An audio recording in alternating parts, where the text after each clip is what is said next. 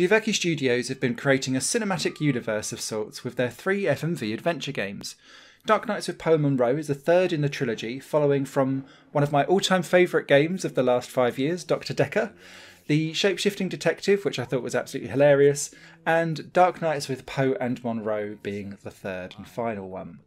I'm not quite sure of the timelines of when this was filmed, but it does feel like a slightly scaled back project compared to the first two in terms of locations and design, but some of that is masked by the fact that there is a lot of branching decision choices in this game, and so you could have, in theory, a very different experience to another player, depending on what you choose. The way how Poe and Munro is set up is that instead of it being one continuous story, and there is kind of a continuous thread of stories going through this game, it's 6 specific supernatural stories set up into like episodes. They all last about 20 to 30 minutes each, sometimes a little bit shorter, sometimes a bit longer, depending on the choices that you make.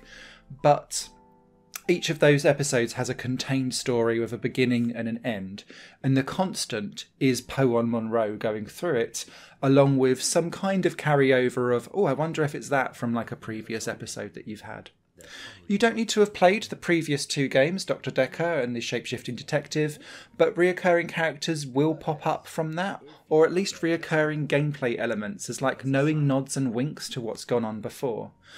You don't, like, if you've played those games, you'll kind of get those references and be like, ma ha ha ha, but they're not going to be the be-all and end-all for anyone new to the games at all. What I would say, though, is that if you're new to it, grab the trilogy, please. If you enjoy one, you'll enjoy them all. The main characters of Poe and Munro work really well together, and for me, they're an absolute piss-take send-up of the X-Files. Poe has this like British, I'm going to absolutely rinse the ham out of every moment because they're radio presenters basically, and they're presenting their late night radio show being all spooky and weird. But he doesn't seem to transition out of that to be a normal person when he's off air. So I found that quite funny. And Munro is trying to be like the smouldering American Sonchus, I guess is probably the best way to describe it. Who's all like, I can be mysterious and sexy too, with a slight sarcastic smile to it. Really great send-up, work well together. I think Poe is generally an awful person who needs to stop cheating on his wife with Munro. And that's kind of the thread of the story, is that Munro's getting really annoyed of being the other woman. And over the course of the 6 episodes, they'll kind of reach their breaking point with that, depending on your choices as you go through the game. The way how the game plays as well, you have 2 choices, which I really appreciated. It's originally designed to be played always like quick time events. So when you get to decision choices, it's almost like the game turns into a cartoon strip and it splits off different decisions for you to then move with the analog stick around and choose what you want before the timer of whatever is going on runs out. And that's great, but some of us like considered choices, and so you can go into the options and turn that off and it will just freeze frame the options after the timer runs out and gives you unlimited time to make your decision.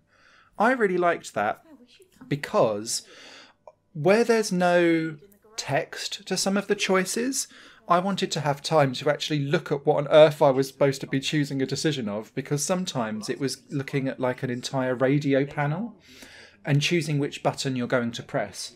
And sometimes, like, context is key for these things, and I was just wanting to make sure that I was choosing what I thought I was choosing. Also, just diving back onto the decision trees and the way how the game is put together, one of my main criticisms of this game, especially compared to the previous 2, I think, is that this does feel like a scaled-back project, and that each episode has very different levels of production value and complexity. The 6th episode is an absolute masterpiece in the way how it goes down different story branches. There's one seemingly really inconsequential choice that completely branches out your entire rest of the episode very early on. So you have 2 completely different stories entirely based on that one choice, and then there's several other choices in there as well which divert you out further, and so you may only see one of 4 different types of story within that episode, and that must have been an awful lot of work.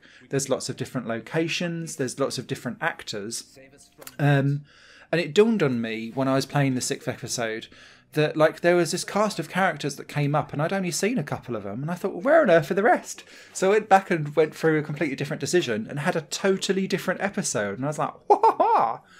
And I wished that level of production and values and complexity was applied to the rest of what was going on around it. Instead, it felt like a small scale kind of almost one room, 2 actors at the beginning was building up to that over time. Now, I'm not sure if the pandemic got involved with some of the filming and therefore they had to scale some of the stuff back, but it does feel slightly lopsided in that some of the earlier stuff is not nearly as kind of polished, I guess, or complex as some of the later stuff. That being said, the story still holds up. The acting is still great throughout.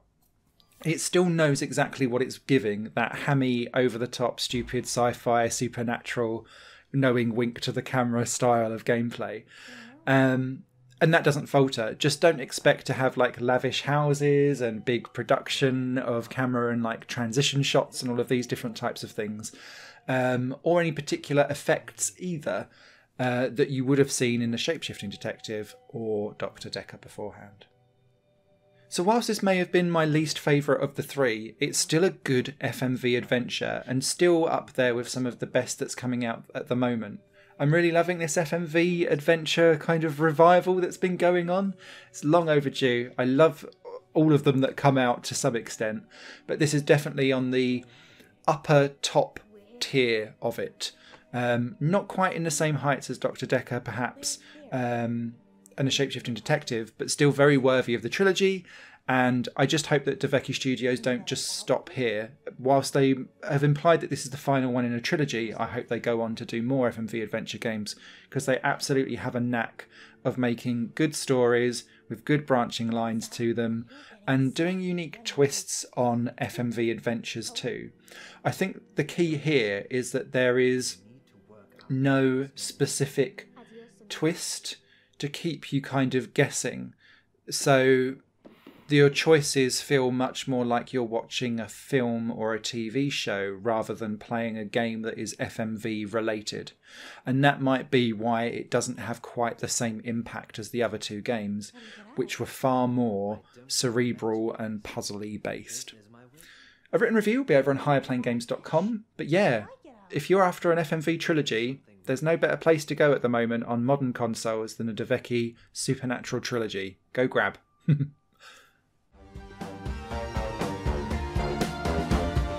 Higher Plane Games is part of the Higher Plane Network, a completely independent media outlet supported by people like you. The goal is to create the best possible content that cultivates a richer indie scene for games as well as music and entertainment. To find out more and to get involved, visit patreon.com/higherplane-network. Your support makes all the difference, and in return you'll gain access to bonus content and downloads. Thank you for watching.